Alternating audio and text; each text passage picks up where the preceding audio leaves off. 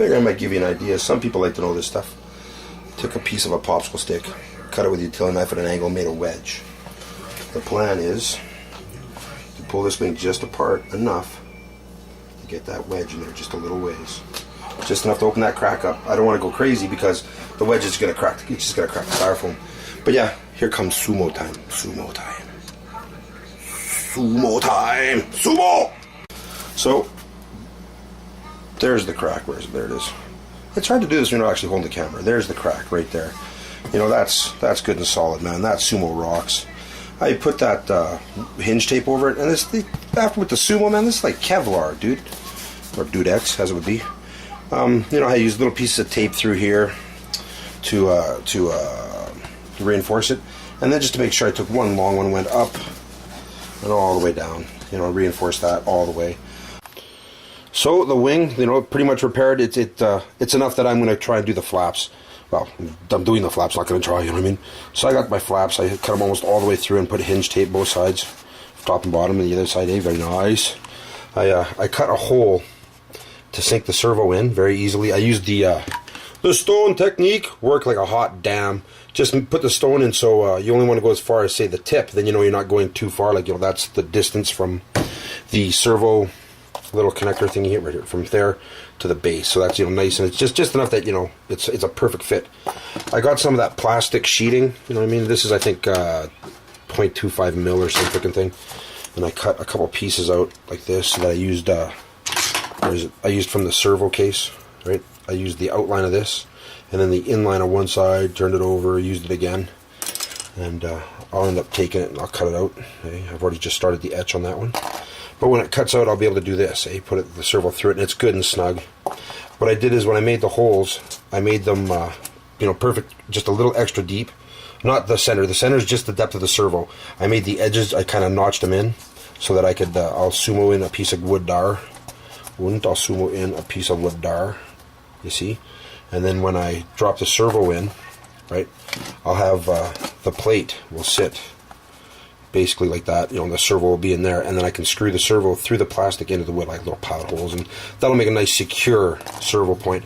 And then the piece that came out, I cut out, I can't figure, there it is, the little piece that I cut out of the center of those, drop, you know, a little bit of sumo on the bottom there, and I'll just drop that right in, push it down, and that'll give me a nice, you know, a little bit extra strength, you know, because, you know, you've gone easy halfway through the wing at this point. But this is a nice bulky thick piece of the wing right here, so I wasn't too worried. It's good and solid. So yeah, when it's all done, like the servo will be sitting, you know, sitting in there like, you know, basically like, you know, with the wood in, I can't get the servo in. The servo will sit basically like that, and in flight mode it'll be sitting like that there, right? So no worries. And then when I go to land, hit the flap switch, it'll even out. You know, the flaps will be down. Actually, it'll probably be the other way, this way here. It'll probably go that way, and then when I'm landing, it'll pull down. So the flaps will be in the down position. And if something stupid happens and I end up having one of them strikes, the servo's across. So it's not hanging a piece out where it's going to torque it one way or the other. You know what I mean? Anywho, I'll show you more in a little while. Ciao for now. Alright, boys. So this is what it looks like before it's ready to be buttoned up.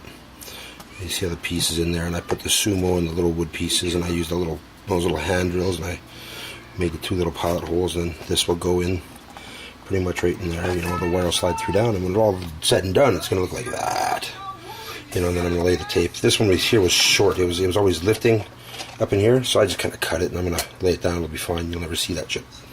So yeah, the mod for the freaking flaps is moving along here merrily. I probably got about 4 hours, but I'm really taking my time. I suck at like carving, making holes. The Dremel tool, the two different wood stones, phenomenal. That little blue bastard for cutting a wire path, excellent, well done. More to follow.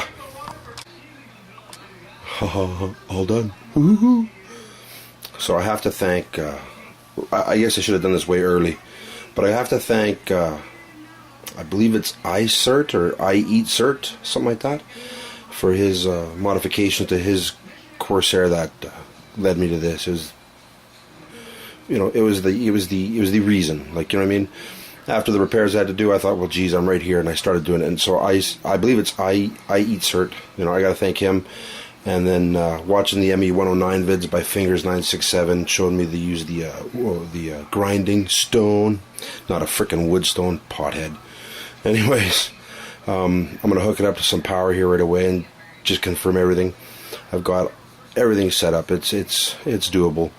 I was even thinking I might cheat and I might trim the flap at an angle here. Like just cut it right like that, like a big angle like that, and use some kind of I'm trying to figure out something to put through here. I was talking to a guy at a Cloud Climber Hobbies here, and he gave me an idea, so I'm going to kind of check that out. You know, I'm not going to give away a secret until I've actually see if I can even figure it out. But again, I got to thank I Eat Cert and Fingers 967 for their technique and their YouTube tutelage, if you will. Thanks, boys. Let's put some power to it. I almost forgot to mention, like, I showed you all about this crack.